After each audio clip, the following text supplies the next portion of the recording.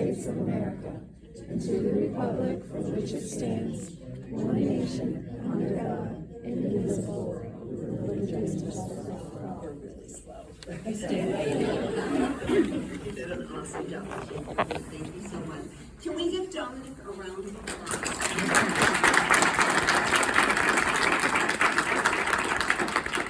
I ask you to tell us what grade you're in and who your teacher is? Fourth grade. Who's your teacher? Mrs. Wallace.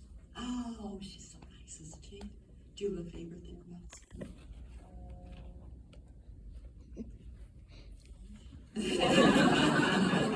He's honest. We have a couple of little gifts for you. This you can put on your fridge if you would like. This is a fun little squeezy ball. And then yeah. Thank you so much. You did a great job and we're really proud of you. Thank you so much for being with us tonight. Do you have any questions for us? Okay.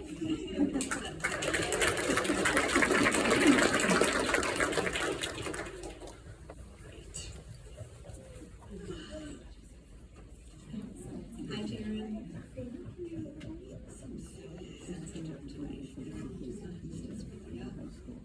How are you? Good. Good. Okay, let's see. We have public meeting, public comment from now. We have two people signed up. Jeanie Grimm is first coming up. I'll just read, I think everybody knows, but just in case, I'll read the comments ahead of time. Board of Education invites you, the members of our community, to feel comfortable in sharing matters that you feel or concern that you might have. Concerns raised during public comments will not be responded to or discussed during the meeting. Those items brought to the attention of the board during this time may be taken under consideration for future response or action. We ask that you refrain from discussing specific personnel or students. Individual comments will be limited to 3 minutes, and the total time for this portion of the agenda will be limited to 15 minutes. And Deb and I will be your timekeepers. Please be advised that members of the audience record us and you during public comments. Please begin by stating your name and the name of the school district you reside in for the record. Thank you. Debbie. I'm Jennifer Frary. I live in Farmington, I'm a fourth grader in the district, and I'm the membership chair of PTSA. I'm here to state PTSA's continued support for all students, regardless of their gender, socioeconomic status, religion, race, ethnicity, sexual orientation, or any other identity they may carry. We believe that all students deserve to have their voices heard and their values seen. We believe that schools should be a safe, supportive, and respectful environment for all students. This means no matter a student's configuration of identities, they belong and they feel safe being themselves. PTSA wants to thank the board and all district leadership for putting a strong emphasis on these values. Thank you. Thank you. Next we have Lisa Garrigan, please. Hello. Good evening. My name is Lisa Garrigan, and I'm the parent of current and former students here in the district. And I want to say thank you to the administrators, counselors, and teachers for their acceptance and support of LGBTQ students. I am lucky enough to be the parent of LGBTQ kids. And when we first started on our journey, we met with administrators and counselors about the upcoming school year and what changes might need to be made for my child to have a good school year. The responses I got was informed and supportive, and we started the school year optimistically. And we did have a very good year. So we are very appreciative of the help and support, though it would be helpful to have more gender-neutral bathrooms in the buildings. There are individuals and groups who believe that only certain people are entitled to the rights and liberties of our country. These people, while loud, are actually in the minority, not only in the nation, but here in Canandaigua. Most people believe that everyone, regardless of their sexual orientation, gender identity, race, religion, immigrant status, or their way of life, deserve happiness, justice, and liberty. And when I say everyone, I mean not only adults, but also the kids, our children, and all the students here in the district. They need to feel loved, supported, and seen. Thank you. Thank you. Is there anybody else who wanted to make a comment at the podium at this time? Thank you. Let's see, we have minutes up for approval. I'll ask for motions, please. Jen, Beth, questions or comments? All in favor? That carries unanimously, thank you. Taryn, you are up. Awesome. Okay, coming up next week, we have our annual prison concert for musical students. And there will be 2 shows, 6:30 and 8:30 at the City Theater. So that's gonna be something exciting to look forward to. And then the musicals been kicked off as well. And they have their first rehearsal today. And then our sports seasons as well. And a lot of our teams have been doing pretty good so far, I'd say. And then we have some of our clubs like NHS and Key Club that have collected donations for Toys for Tots, and we look to donate those with the help of donations from the kids in the school.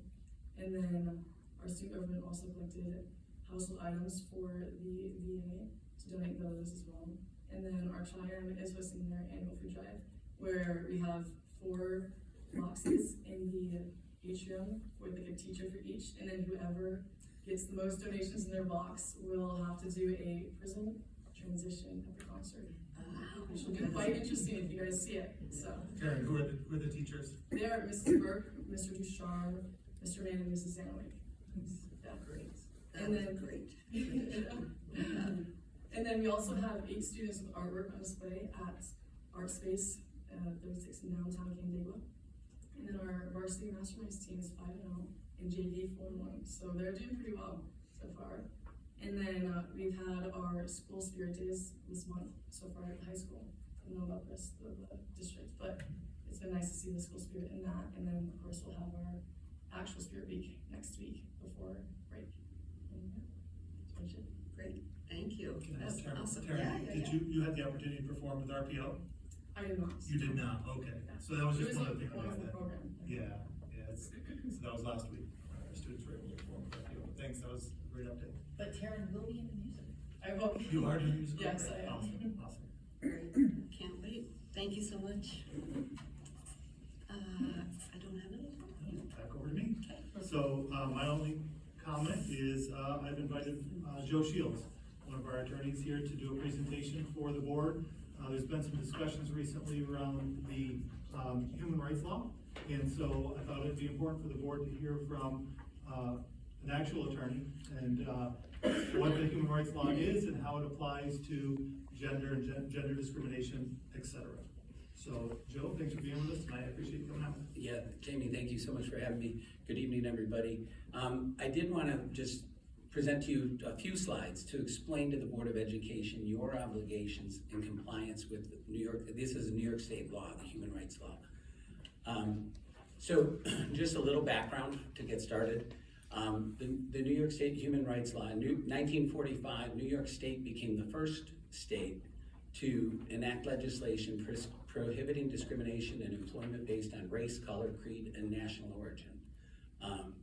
It covers all New Yorkers across the state and is enforced by a division called the New York State Division of Human Rights, SDHR, you'll see throughout the slides. That's a state agency, and that's important because down the road we'll look at some slides that talk about interpretation of law and how that's done, and there's guidance. And I know there's been criticism of guidance, but when you have an administrative body, the courts give deference to the administrative body and the guidance that they follow. So that's just another way of background. And the human rights law is designed as an alternative to the court system. So enforcement of the human rights law is through the division, and the Division of Human Rights has powers to hold hearings, to subpoena witnesses, to require the production of examination of papers relating to the matter under the investigation. So if someone feels discriminated against, they can go to the division and file a complaint, and then the division will hold hearings, they'll administer oaths and take testimony. And the discrimination has been expanded. You know, at the first slide in 1945, it was those limited purposes, but it has recently been expanded to include sex, gender identity, or expression, or sexual orientation, which is in there, but I didn't highlight as well. And that's Human Rights Law, Section 296. That's a state statute. That's the law in New York State. Some other states have different laws, but not New York. with the Division of Human Rights, parties don't need to have a lawyer. So you don't have to hire a lawyer to file a complaint. You can file a complaint and the division will assign a lawyer to a person and they will prosecute the case on the person's behalf. They'll investigate it and prosecute it. So that's another aspect of it. Human Rights Law Section 299, which is cited at the end of the slide there, talks about if a district or an entity or a group just says, we're not gonna comply with what you want, it's actually a misdemeanor in the state of New York. So you can be punished if you just willfully disregard. And it's punishable by imprisonment and up to 1 year and a fine, $500 or both. So for school districts, SDHR typically impacts schools as a result of complaints by students. So by background, some of you know me, some don't. We represent about 200 school districts across the state of New York. So we work with many different school boards and school districts. And the rise of SDHR claims have risen. Students, it's been expanded to them and they can simply file a complaint or a staff member. And now it even includes visitors. So if you had a construction worker or some vendor who's on your site, they could also file a claim with the division if your practices are discriminatory. I mentioned earlier there's guidance which the division looks at. So NYSED, New York State Education Department, or the Office of General Service guidance says there's an independent duty, independent of federal law, so outside of federal law, to protect transgender students from harassment, discrimination in schools and in school functions. So there's a duty that you're bound by.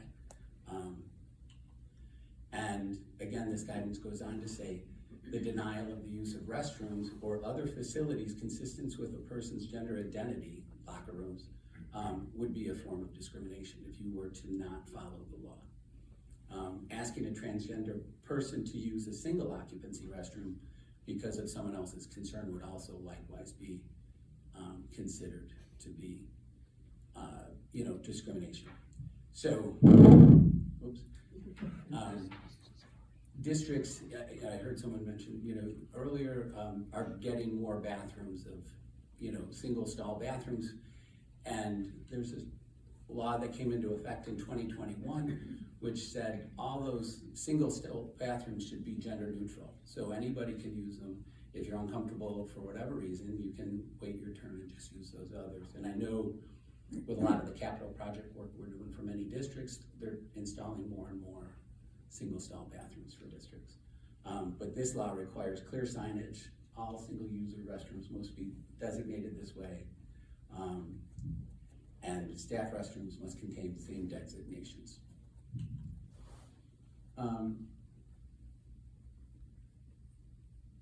So this slide talks about, again, how the law is enforced. And it says that it's going to be liberally construed. So the division looks at the law liberal when it's trying to accomplish the remedial purpose for what it's created for, to prevent discrimination.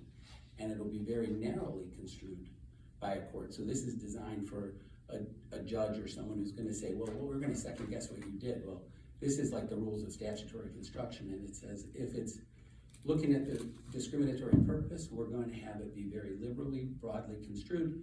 And if you're gonna try to apply an exemption, then it will be narrowly construed, and that's Human Rights Law, Section 300, and then the regulation, NYCRR is the regulation. With respect to with the Division of Human Rights, once somebody files a complaint, the threshold question when a complaint gets filed is made by an investigator is there probable cause for this matter to continue? So a complaint gets filed, and then the district, in this case, if you were the respondent, we would put in an answer on your behalf, and our job is to hopefully convince the division there is no probable cause. This person who's brought the complaint is unfounded and it should go away. But if they don't believe us and there's probable cause is found after that, then once that happens, the law said private settlements are no longer permitted. You have to have the division approve the settlement. Again, going back to this statutory construction of how cases are settled.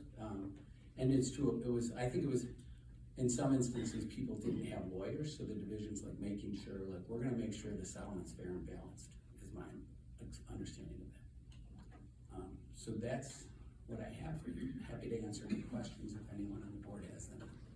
Questions from the board? Joseph, if a person, like hypothetically, made a complaint that the district, let's say, didn't have a bathroom, a gender neutral bathroom would be needed, would the settlement have to be a punitive, you owe this much money, or would it just be, you have to build a bathroom?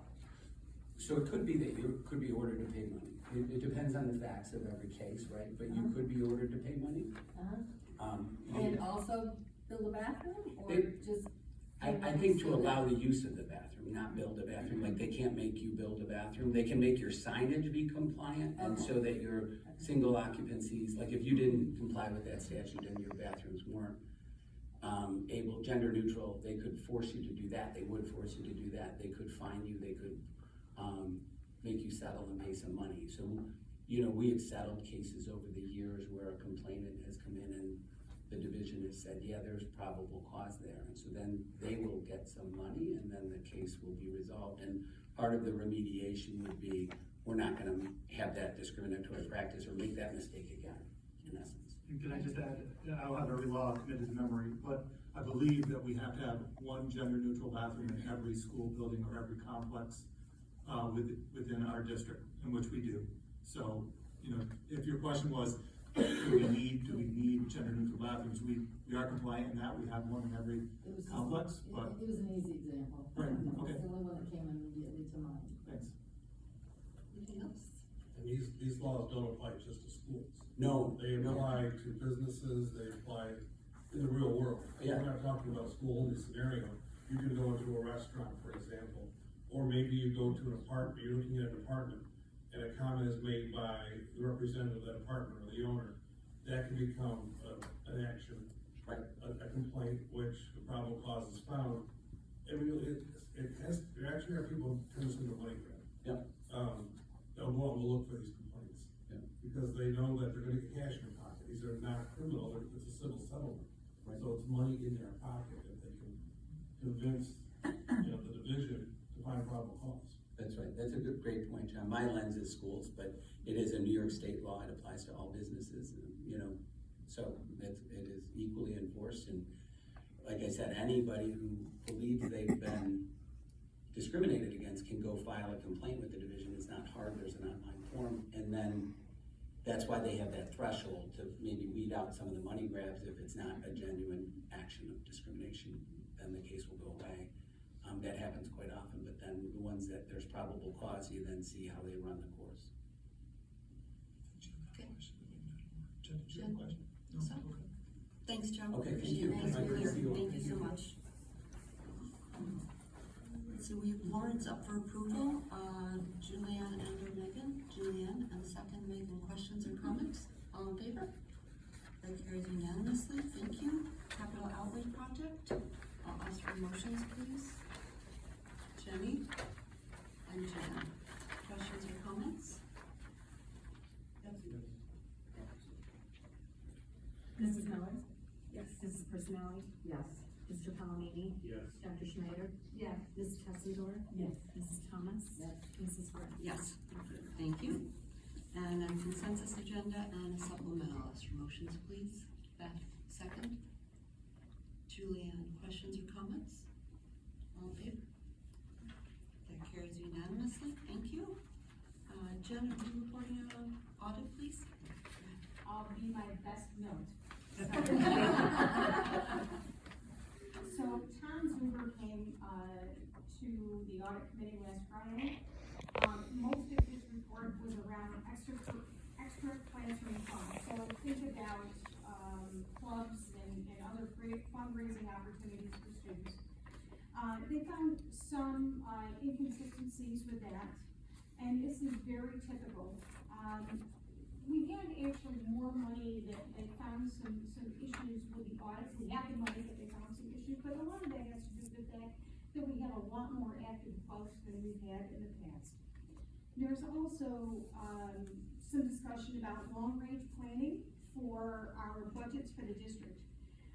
It's an interesting environment, certainly. Interest rates are up, so the school is making money from our interest payments, just like everybody else. But the state aid runs are coming back, and as usual, Matt explained that you never quite know where the state's gonna go with these things, and I don't know where he keeps his magic wand. But the out years have some questions with it. Matt explained that we need to keep a watchful eye on things and make some smart choices as we move forward to make sure that we retain the program that we all want, and keep our promises to our community and our students. So I have to tell you that a lot of my comfort, and I hope I'm not putting too much on Matt, is because he's got his eyes on the money. He does a really great job. Yep. Thank you, Jen. Can I ask a quick question? Yeah, of course. Matt, what impact did this recent referendum passing have on our district? The one where they raised the cap? Oh, the small state Yeah. school, so that won't have an effect on us, we're unique for a small state school. So the way, borrowing goes for the cap for small state schools is it looks at your average of assessment over the last 5 years, and that's a percentage of that. We're all other school districts, it's that 5-year, total. So it opens up that cap more, but our assessments are high enough, that we're not anywhere close to our debt limit. Typically, small cities are within a very small constrained area of the city limits only, and that causes, and they're usually fully developed, so their assessments don't rise, and it causes them to be above their debt limit at all times, and they have to go to the comptroller in order to borrow. So it won't affect us, but, other small cities, Geneva, most of the other small cities in the state will, benefit greatly. Any other questions? Okay. Let's see, DEI, please, Julia. So we met on November 15th with Svetlana Stowell from Monroe One BOCES, who's been working with us. We met to review our progress on the 2023-24 management plan and the different goals that we set out to work on this year. We focused on a couple of things. The first was the building level committees and how to make sure that they are sustainable, that they are connected to and really integrated into the SIFT process, and that they have a multiplicity of voices so that we are getting as much feedback as we can throughout the process. We then focused in on 2 of the 4 goals in the management plan. Goal number 1, which is to continue to explore how practices and procedures are reviewed with an equity lens. And goal number 4, which is enhance the extent to which spaces across the district are welcoming and affirming for students, families, community members, and staff, in part based on some of the feedback we got last year. And we reviewed a tool that might help us evaluate where we are.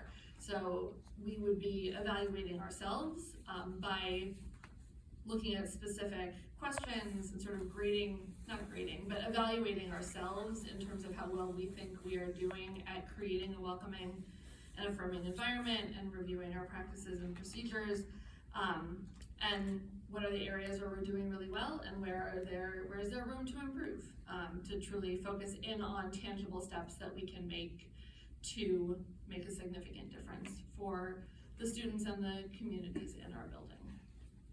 Great, thank you. And Joan, safety? I didn't know. Oh, okay. Frank, were you there or were you not? I didn't know if they had it, but I never saw them. Okay, great. I have nothing further other than I hope everybody has a healthy and safe holiday break. It's coming up on us, and just have fun with family and relax a little bit, hopefully. I know it's been busy, but that's all I have. Great, thank you for being here tonight, everyone. I'll ask for motions to adjourn. Jen and Beth, all in favor. Good night, everybody. Thank you.